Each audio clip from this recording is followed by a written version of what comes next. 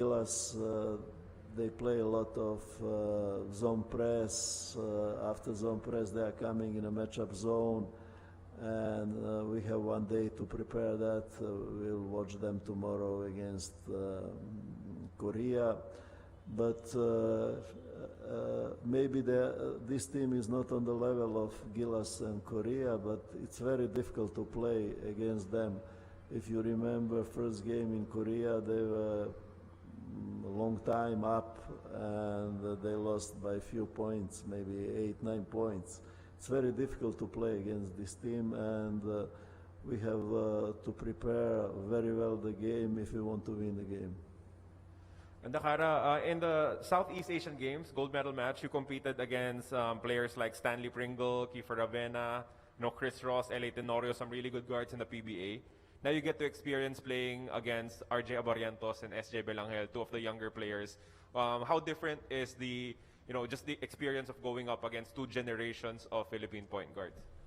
Maybe for sure the senior guard is more experience and more tougher than this guy, but I think they will be good enough to match their senior, so they're good. Final question, Coach Raiko, do you think it is possible for Indonesia to have a program similar to what Gilas Pilipinas is doing right now, especially with the hosting of the World Cup 2023? It's very difficult. We try to do something. We had a B team. We invited a lot of collegiate talented players to play a B team. They were guests in a league, in a ABL, and that was very good experience for these guys, because collegiate competition in Indonesia is not that great. Also high school, Philippines are far from that. The competition is stronger.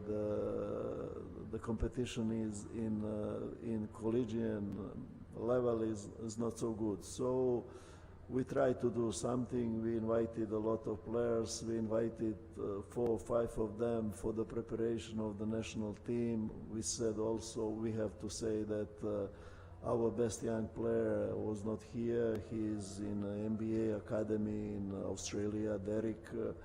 And he will be a big help. He's even, they said, NBA prospect, and maybe he will play on FIBA Asia. And with Brandon, it will be a different look of our team. Thank you, Coach Raiko. Thank you, Andakara. And good luck on your next game. Thank you. That'll be it for the first part of our post-game press conference. Gilas Pilipinas will be joining us in just a few minutes.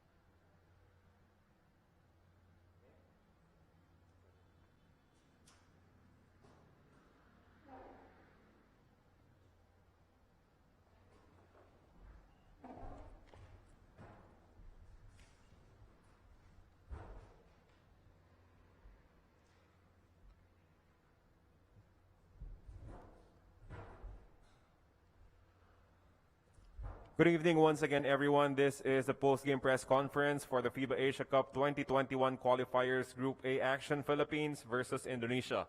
Philippines defeated Indonesia 76-51, and we have with us head coach Tab Baldwin and Justin Baltazar. First of all, Justin, your comments about the game. Tung una na nagka-problema kami sa first half, hindi namin ma-execute yung mga play namin. And yung second half, ginawa namin ng maayos yung pinapagawa ng mga coaches namin. And yun, maganda naman yung kinalabasan na nagawa naman namin yung nakabawi kami sa second half, nagawa namin yung mga play namin. Yun.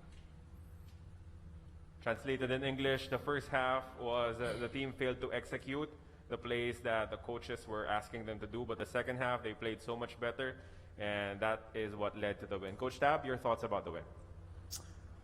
Well, I agree with Balti. You know, we looked a little bit like what I thought we might look like early in this campaign. You know, we didn't settle down. We tried to push the tempo, and I think that we're not yet ready to be an up-tempo team and then to flow into some half-court cohesion. And you know, talked to the team after the game. The one word that you know, kept coming to my head in the first half was discipline. You know, we really lacked self-discipline, and we lacked the discipline of the culture that we're working very hard to establish. And without that, I think we're pretty ordinary, and we don't want to be ordinary. We want to be elite. We want to deserve to be an international basketball team that people will respect.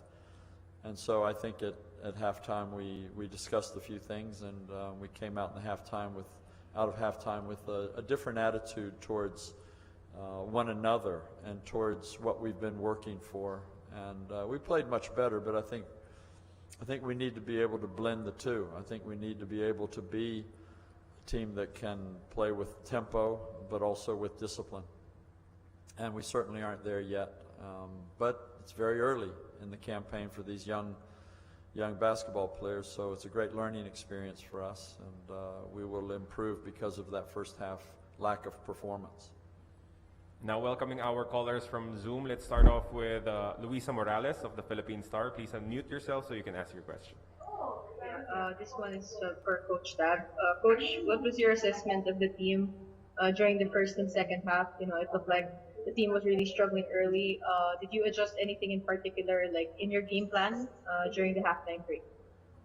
Well, I think I kind of addressed that. The first half really lacked discipline and cohesion, and I think that was more mental than it was because of our systems or because of anything Indonesia did. But that's what we talked about at halftime. That was really the adjustment I asked the players to make. It really wasn't anything tactical. It was for them to just settle down and understand that what we have work to do is what we should do. And until you do that, you're an ill-disciplined bunch of individuals. And I don't think we're talented enough to be an elite international team if we play like individuals. For Balti, you hit those two back-to-back three-pointers when Indonesia was just down by 5. Was there any urgency on your end na kailangan lumayo na kayo from your opponents? You hit three-point shots in the first half when the game was close. Did you feel the sense of urgency to make those shots at that stage because Indonesia was still, you know, creeping up at you?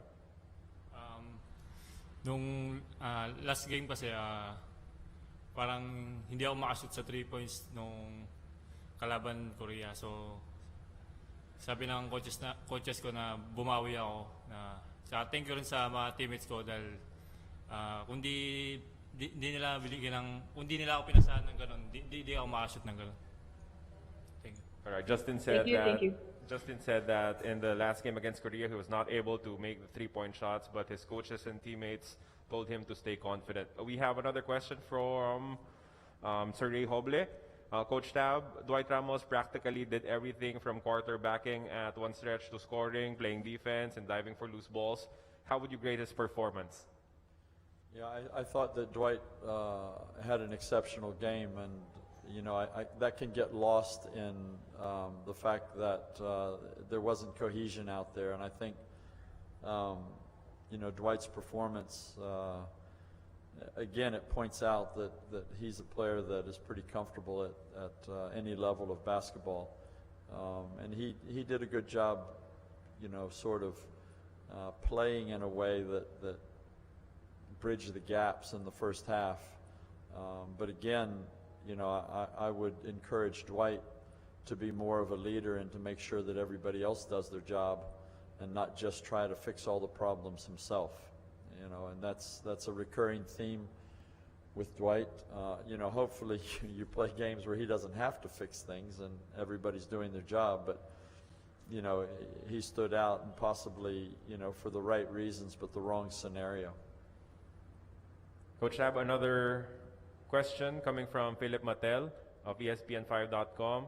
Lebron Lopez is the youngest player in over 30 years to play for the seniors Gilas team. What are your thoughts on his debut, and how big for the Gilas program is having teenagers like him already making some sort of impact? We're not trying to put any particular genre of individual in the team. We're trying to put players that we believe have a future that will help Gilas stand up to international competition. We think LeBron deserves to be there, although he's very young. He's going to make mistakes, but I thought the most impressive thing about LeBron tonight was I could see that there was excitement there, but he really made an effort to be composed and to play composed and to do the little things right at both ends of the floor. And that's a great sign for a young player, because we all know that LeBron can be, a highlight film if he just goes out there and runs around wild and does crazy stuff. But, I thought his discipline in particular, and he didn't play in the first half, so, maybe he heard those words at halftime. And, he went out there and I thought he played with great composure, and he was productive. So, LeBron is there because we believe he belongs there and we believe in his future. And what he did tonight is an example of a good start for him, but only, a drop in the bucket of what we expect in the future. Again, if you have questions, you can type in your questions on the comment section or raise your hand to ask it yourself. Ruben Tirado was also asking about LeBron, but he's also asking about the state of Carl Tamayo. What is the initial assessment from that angle? Let me talk a little bit more about LeBron. I think that we have a tendency sometimes here to get carried away with the spectacular on the basketball floor. And the only thing that we want in our program to be spectacular is the results and the performances. And, with LeBron buying in the way that he is buying in, we may sacrifice some of the highlights, but I think that eventually long-term we'll have a tremendous basketball player on our hands. And I think that's what we all want really at the end of the day. Carl apparently has a grade 1 sprain, so it's not overly serious, but he's in pain. He still feels pain in the ankle.